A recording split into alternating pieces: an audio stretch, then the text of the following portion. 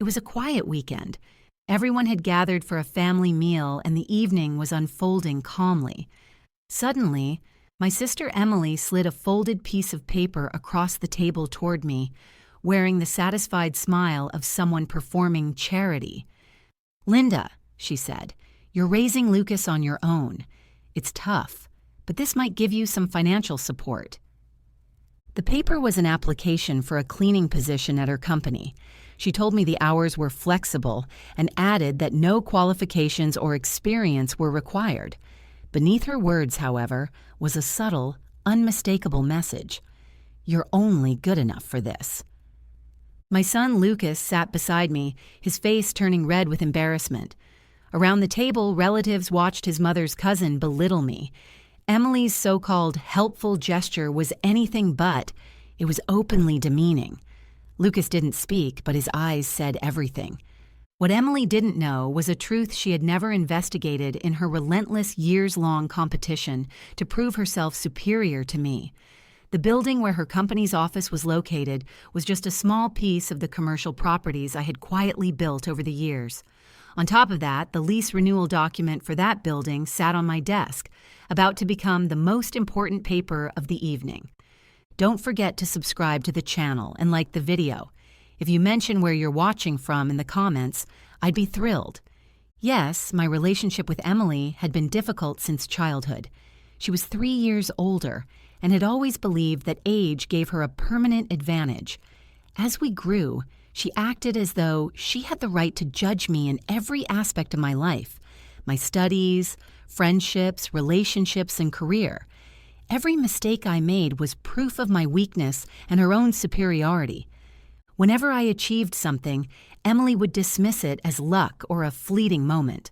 When I married Daniel, she announced in front of everyone that the marriage would last at best a year or two. Years later, when Daniel tragically died in a car accident, she presented her earlier words as if they were a deep act of foresight. I always knew that things that seemed so perfect wouldn't last. After I was left alone at 31, I endured years of her well-intentioned interventions. She offered jobs far beneath my education and experience, tried to teach me how to be a mother despite her own family struggles, and her financial advice always circled back to the same point. I was no longer as capable as I once was, and I should accept it. This job application was her latest and most blatant move. I looked at the paper she pushed toward me. At the top was written, "Northbridge Facilities Group." That was Emily's company. She worked in a regular HR position and had held it for years, yet she spoke of the company as if she made every decision herself. She had no idea who owned that building. Not Northbridge Facilities Group. They were merely tenants. But the office tower, a 15-story skyscraper in the heart of the city's business district, was only one part of the real estate portfolio I had built over the years. I had purchased it through a company 3 years ago, a calculated and strategic move. Emily's company had never even bothered to check who owned it. The irony of life could not have been sweeter. "A cleaning job?" I said calmly. "It's honest work. There's nothing shameful about it." Emily didn't see it that way. "The pay isn't bad. There are perks too. It could be good for Lucas. I know it's tough for you right now," she said. "Is it?" I replied.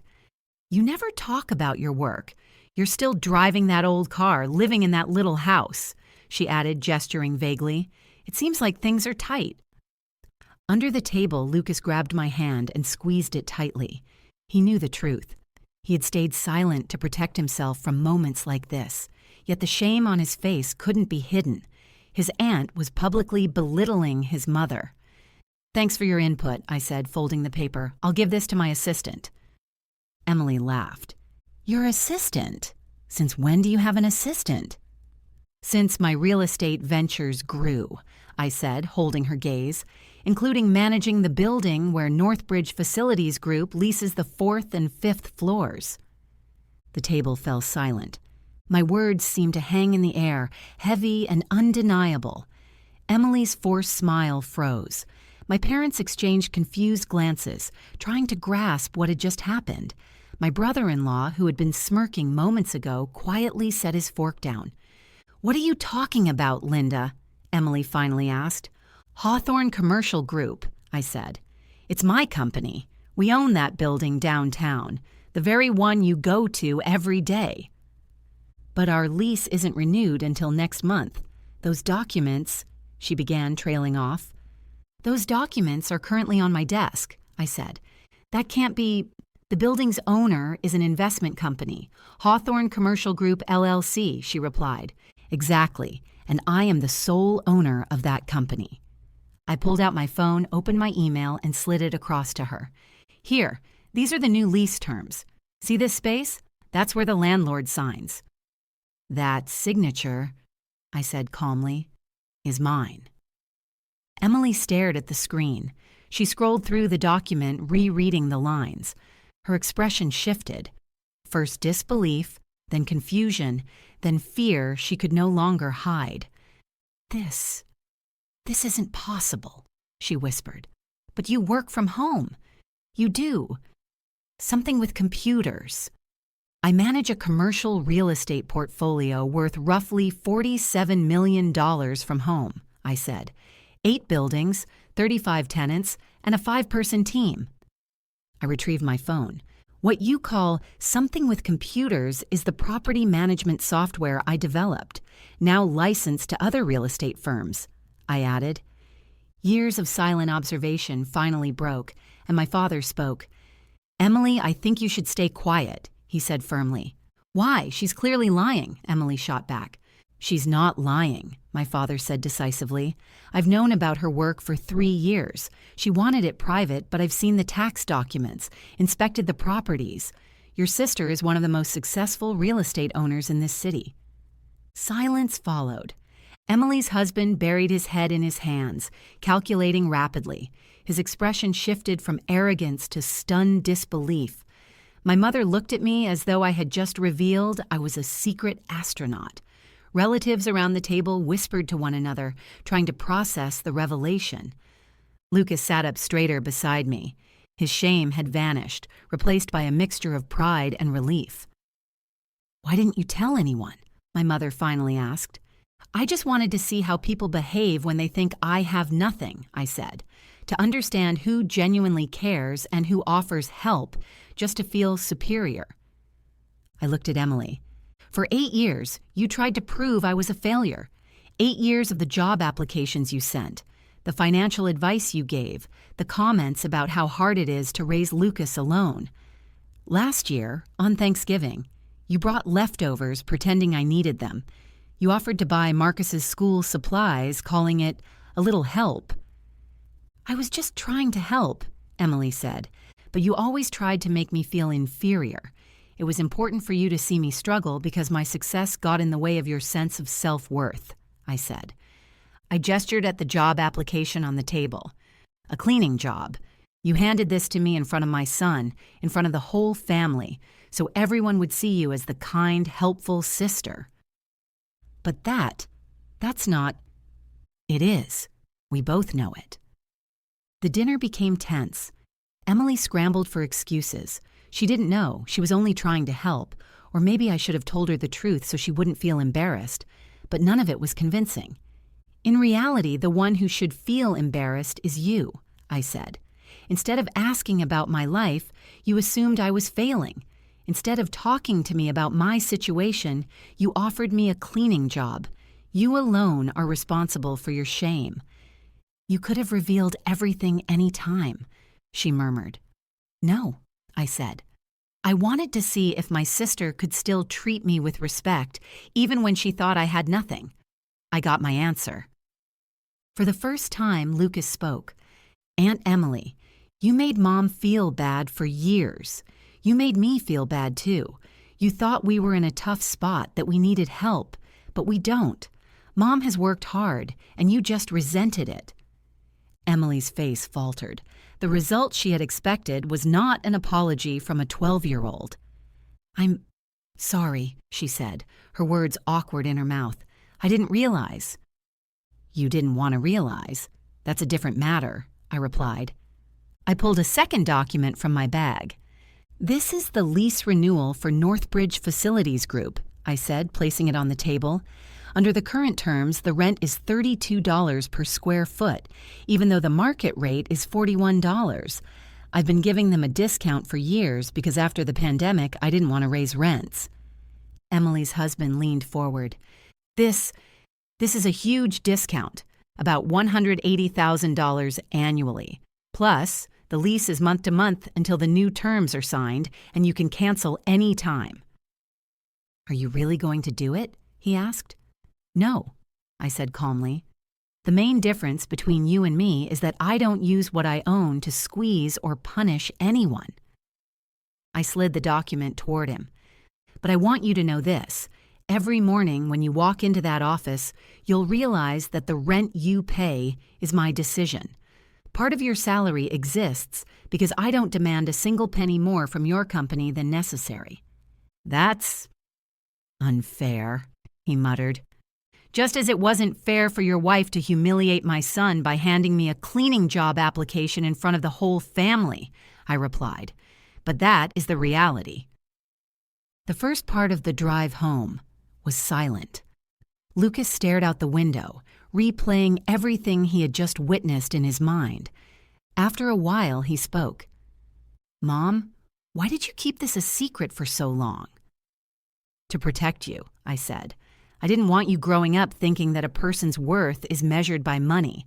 I didn't want you comparing yourself to cousins' toys, clothes, vacations. But Aunt Emily treated us badly. I know, and for that I apologize. I had hoped that one day, simply because we were family, things would change. I was wrong. Are we really rich? We live with security and trust. Rich means different things to different people. But here's what I can tell you for sure. We never have to worry about what we'll eat tomorrow. And we have a freedom of choice. Most people don't. Then why are we still in the same house? Why are we driving the same car? Because I loved your father, and that house is where our family began. Because the car still works, and replacing it would be wasteful. Because money is not the goal. It's just a tool. I reached out and squeezed his hand firmly. I never wanted money or wealth to make you feel superior to anyone else. And tonight, you saw what happens when people think that way. Aunt Emily measures her worth by putting others down. That is a very sad way to live. The tension between Emily and me lasted for several months. She issued a formal apology, stilted, rehearsed, probably on her husband's advice. I accepted it quietly but drew new boundaries. No more unsolicited advice. No more comments about my circumstances. No behavior that would turn Lucas into a charity case. Family dynamics had shifted permanently. Relatives who had witnessed that dinner now treated me differently. Some with newfound respect, some still tense, and some openly driven by personal interest. I took note of every reaction and adjusted my relationships accordingly. My bond with my father grew stronger. He had kept my secret for years and never used it against me. Out of respect for my wishes, he had remained silent even while Emily attacked me. Now I could better understand his perspective. I wanted to tell you this, my father admitted quietly. Every time she handed you those job applications or said those words, but you said nothing. You had to see her real intentions for yourself. Now I understand, I replied. Emily still works in a building I own. An unusual balance has formed between us, cold but civil, polite but distant. The job application incident never came up again. She no longer gives me career advice. She makes no comments about my car or my home. The lease has been renewed on fair terms. I never use money to punish anyone, but Emily knows every day she enters that building that her assumption about my failure is completely wrong. Lucas is now 15 and beginning to understand the more complex sides of life. He asks questions about money, investments, and finances, but he already understands that a person's worth is not measured by possessions alone. He takes an interest in real estate, watching how I manage my portfolio, from lease agreements to employee responsibilities, trying to grasp every detail. Our conversations are never just about facts. He always thinks about logic, values, and fairness. I want to work like you, he said recently, his eyes serious. "But I don't want to be like Aunt Emily. I don't want to feel better about myself because of someone else's failure." "That's the most important lesson you can learn in life," I told him. "Success built by putting others down has no value. True strength and respect come from loyalty and doing what is right." Lucas nodded, as if understanding the weight of my words. He had grasped an understanding Emily never could. From his eyes, I saw that he now understood not just the value of work and money, but also the principles of humanity and justice. My sister had handed me a cleaning job application, but I showed her that real support, real care and attention are found in very different places, and some lessons are only learned when the truth is revealed. Sometimes, to see who a person really is, all the masks have to fall.